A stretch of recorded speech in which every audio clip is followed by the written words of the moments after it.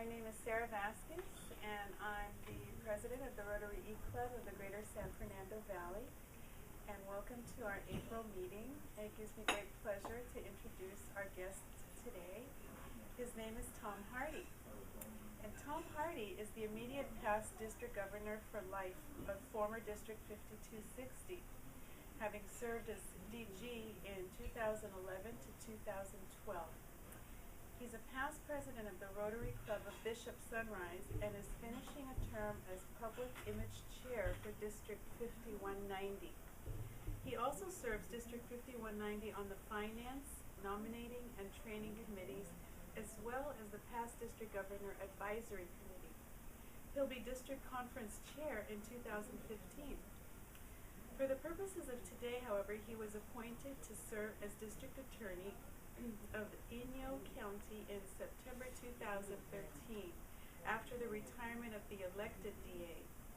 He's incredibly happy that he's not facing an opponent in this year's election, so he's cautiously optimistic that he'll be serving a full 4-year term commencing in January 2015. He has spent his entire legal career practicing in Inyo and Mono counties. From 1997 to 2002, he was the assistant district attorney, and prior to that, he was a contract public defender. His eerie connection to this club is that he and Mel Powell were at the UCLA School of Law at the same time. But so far as Tom remembers, they never met. His wife Nancy is also a Rotarian. They live in Bishop with 2 dogs, Rosie and Dodger, and 1 foster dog, Star. Tom and Nancy are both major donors and Bequest Society members.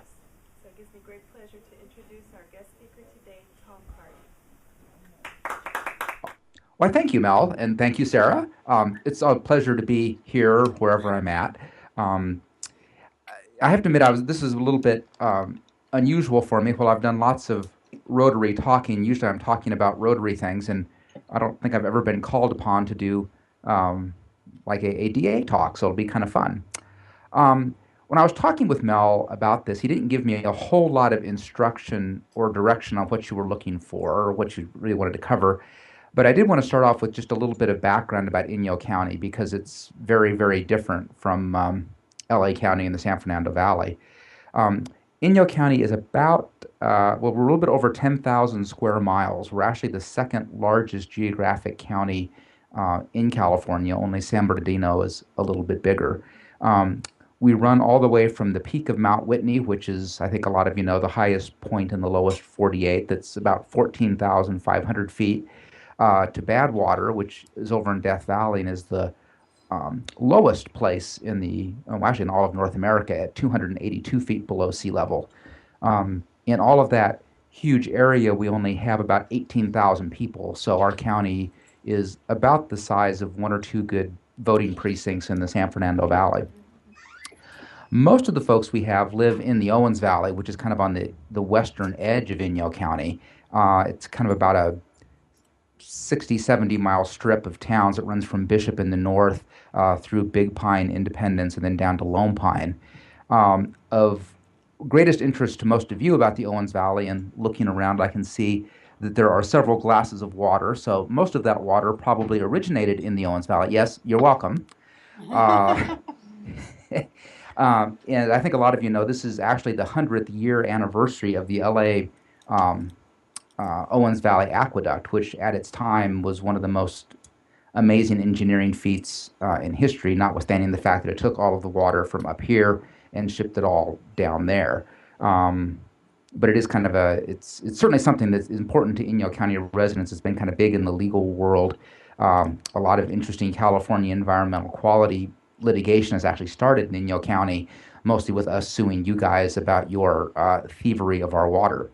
But of course, as I think William Mulholland said, you guys stole it fair and square, so enjoy. I can give some of it back. Let me pour it onto the can. Yeah, that'll help.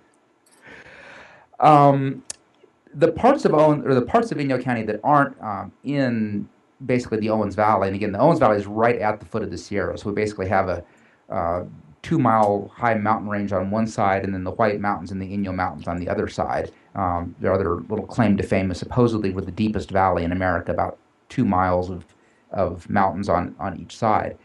But you get out of that area, most of the rest of Inyo County is actually very rugged, remote desert. We're actually home to the vast majority of Death Valley National Park. There's a little chunk of it over in Nevada, but most of it's in California and in Inyo County. And it's actually the largest national park right now in the lower 48. We take a lot of pride in that. It's actually it's incredibly remote. It's incredibly rural. There's almost no one that lives out there, but it's amazing geography and it's an amazing national park. And for those of you who haven't been up here to see it, I would certainly urge you to come visit Death Valley. But it does give us a whole world of interesting legal issues there because we have basically concurrent jurisdiction with the federal government. We do have primary criminal law jurisdiction out in Death Valley, but the feds still handle most of the resource violations and the park rules and regulations. Also being very rural, we're also home to, I believe it's 5 sovereign Indian tribes, and under California and federal law, the Inyo DA's office is primarily responsible for criminal law jurisdiction on those reservations, but we have the Bishop Paiute tribe, the Big Pine Paiute tribe, Fort Independence, the Lone Pine Paiute Shoshone tribe, and the Timbishaw Shoshone tribe that actually live out on the floor of Death Valley. That's another, or having those tribes within the criminal court jurisdiction is another interesting facet of the job, because while they are sovereign nations located within Inyo County, I'm the person who's primarily responsible for prosecuting any crime that happens on those reservations, which unfortunately does happen more often than we would like it to. Again, kind of touching a little bit more on the geography, one of the interesting or challenging things is that from the Owens Valley area, the Bishop Independence corridor, those two towns are about 45 minutes apart, but to get out to the Death Valley regions and out to some of the more remote areas of Inyo County can be about a 4.5, 5-hour drive on a good day. We have one little tiny sliver of Inyo County called Sandy Valley, where the first responders are actually the Las Vegas Metro Police Department, because it's closer to Las Vegas than it is to anywhere else. They still have about an hour response time to get out there, as opposed to about the 5-hour response time that we have from kind of the main part of Inyo County. So that's kind of a little bit of an overview of the vastness of Inyo County. In terms of the legal world, again, probably our biggest claim to fame is the Owens Valley Aqueduct and the litigation and legislation that's swirled around that for the last 100 years. Our other, I don't know how I'll call it, claim to fame or not, because I don't think it is, but we're also the county that originally brought in Charles Manson and the family back in '69, I think it was. He and the family were ensconced out on Barker Ranch in the middle of Death Valley, and it was the Inyo County DA who actually went out and arrested him along with a posse that he swore in for it. The original charges here were just vandalizing a National Park Service road grader and vehicle theft, but they were actually held in the Inyo County jail and prosecuted up here until the LADA put their case together, and then actually shortly after that, all of the Inyo County charges end up being dismissed, since he had a few more important things to worry about in LA County. But because of the interest, the Charles Manson file still lives on the floor in my office, because it seems like as soon as we put it away, we always get a Public Records Act request from somebody wanting to look at our Manson files, even though they're interesting, but there's really nothing there that hasn't been seen, heard, or touched upon before. So this is kind of the big legal claim to fame for Inyo. In terms of being a DA, one of the things that Mel asked me to talk about was what's different about being an Inyo County DA as opposed to being a big city DA. And that's really hard for me to answer because I've never been a big city DA. I've spent all of my legal career up here in the sticks, which has been challenging and rewarding, but very different than what folks have to deal with in urban areas. Certainly one of the big advantages, I think, is that because we are a smaller county, while we still have plenty of crime, we have more less serious stuff. So my office can actually devote a lot of attention to less serious things that probably would not be prosecuted in urban areas. I think that that's a good thing because it can help us kind of get in front of the curve on crime and hopefully get some people pointed in the right direction early instead of waiting until their offenses become tremendously serious. Um, but that being said, we do run the gamut of everything from speeding tickets to homicide cases with all the good fish and game and driving and everything else thrown in between. Uh, one thing that is, I think, kind of unique about being a small town DA is while I do spend most of my time, probably 70% of it, as a department head and managing the other three lawyers in the office and investigators and support staff, I do still um, occasionally actually handle court cases. I just finished a 2.5 week jury trial the first part of February. I'm our usual juvenile court attorney, so I handle all the juvenile court cases that get filed. And last week I had an attorney out at training, so I was covering all of her cases. So it's kind of a unique mix of being the head guy, but still also being out there in court, kind of day to day, taking care of whatever wanders in. Um, I'm not really sure what else to sort of talk about. It's uh, again, I think one of the unique things is we do have a large number of folks who are in Inyo County criminal courts who don't live here. Um, the Highway Patrol a few years ago got in trouble because some of the, well, sort of in trouble there. Local guys got some T-shirts that were sort of morale builders that were from the Bishop office of the Highway Patrol that said, "Come on vacation, leave on probation," just because of the large number of folks that we would end up with who come up to enjoy our outdoor recreational opportunities and end up either afoul of the Fish and Wildlife Department or the Highway Patrol on account of their drinking and driving habits, which unfortunately are a problem um, almost anywhere. Um, Even though it's a small office, we do stay, I think, relatively busy. Again, a lot of it is because we are able to devote attention to less serious crimes. Probably the bulk of the caseload up here is driving under the influence.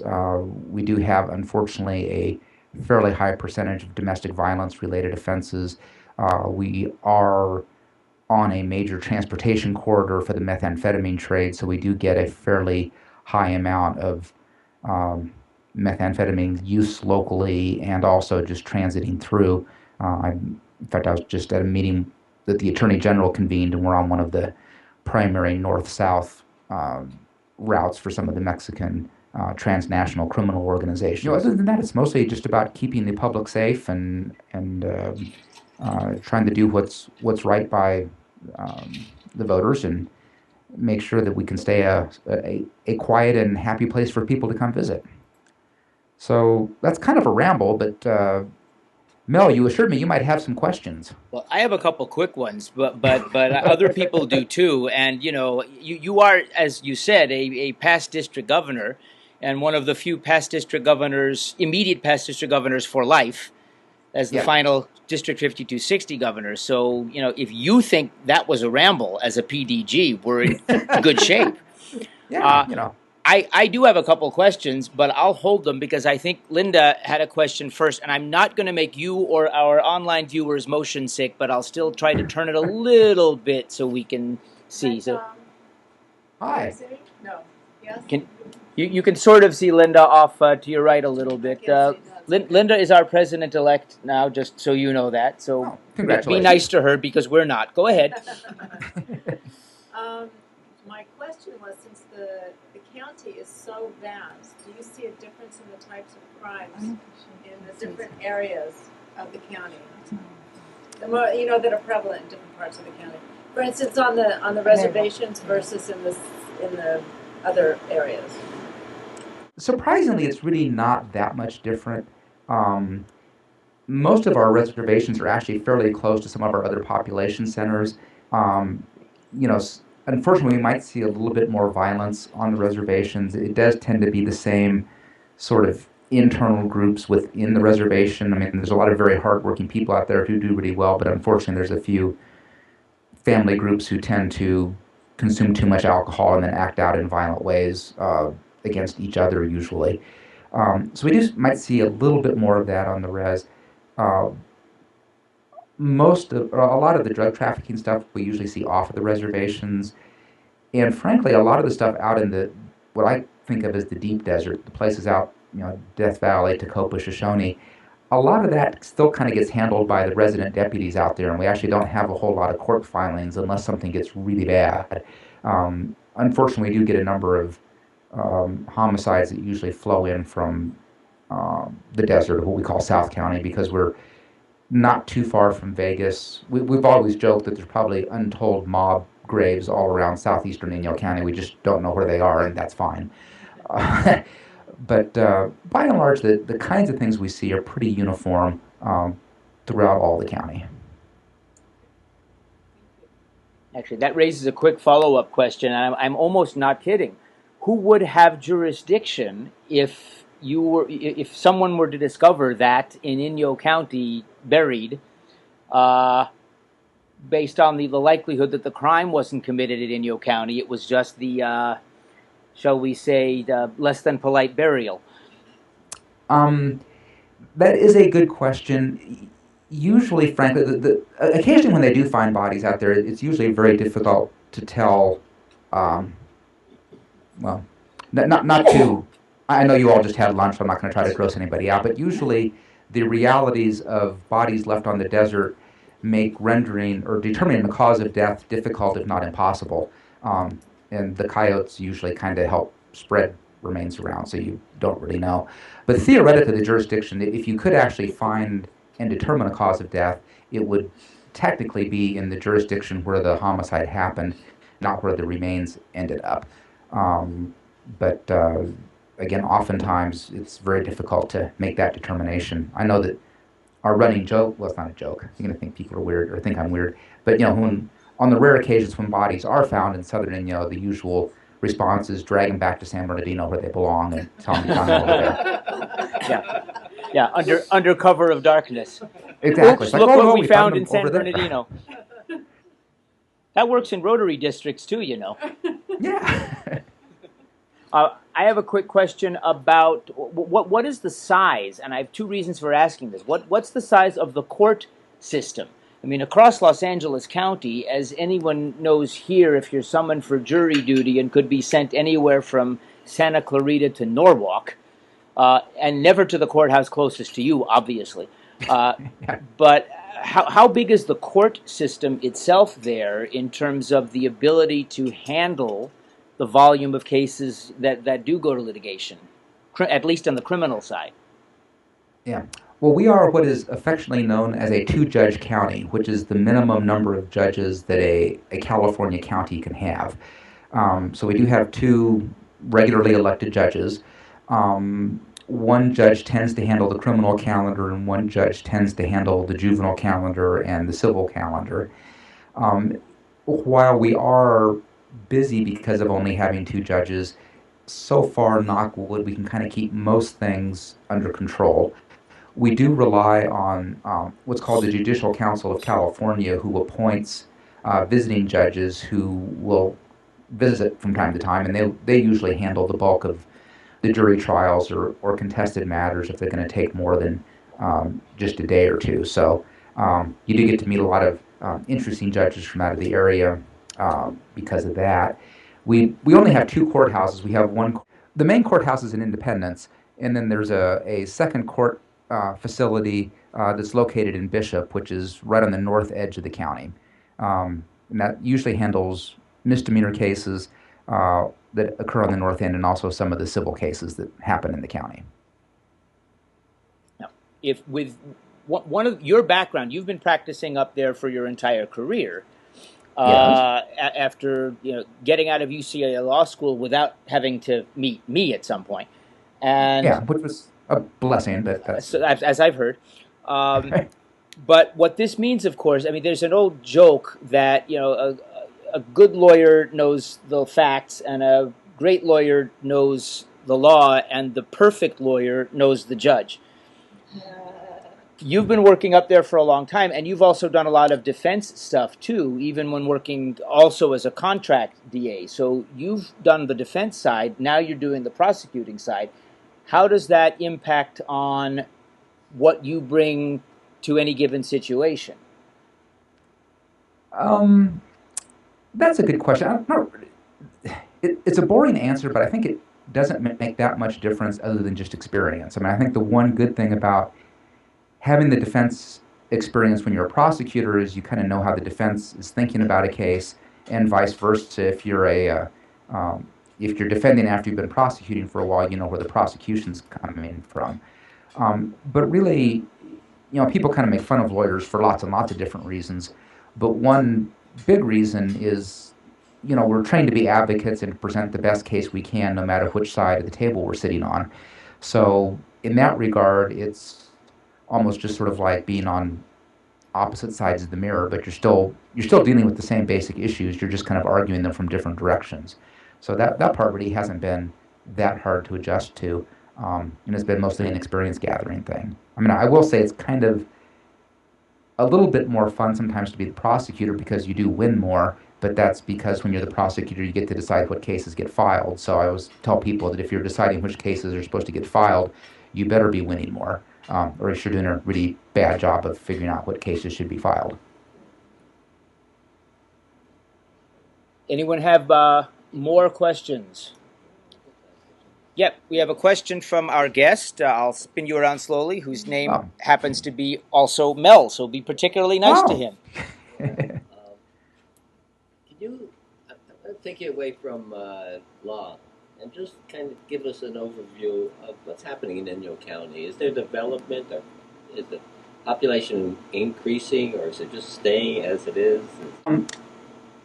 For better or worse, things in Inyo County are very, very stable, and a lot of it actually goes back to the aqueduct that I talked about earlier. But something like 97% of the land in Inyo County is owned by either state, federal, or local agencies, mostly the feds, and the other big one is the city of Los Angeles.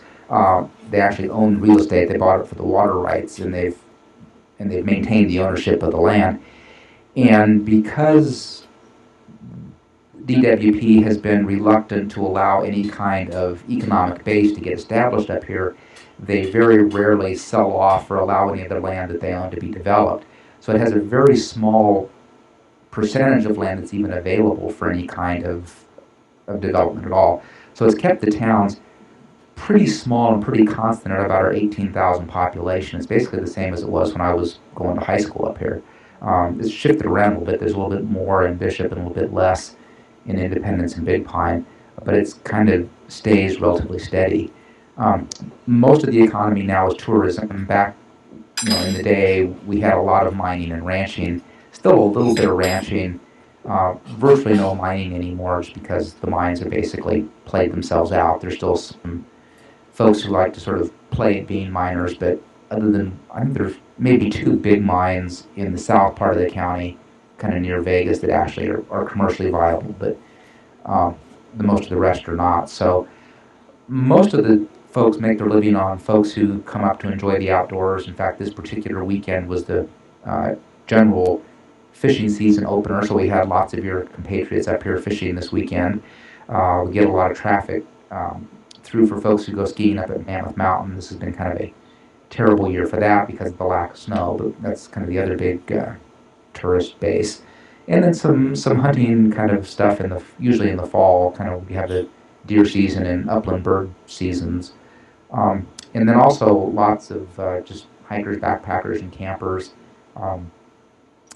Kind of surprisingly, at least for me, in the last few years, is that rock climbing has really taken off as a sport that a lot of people spend a lot of time and money on.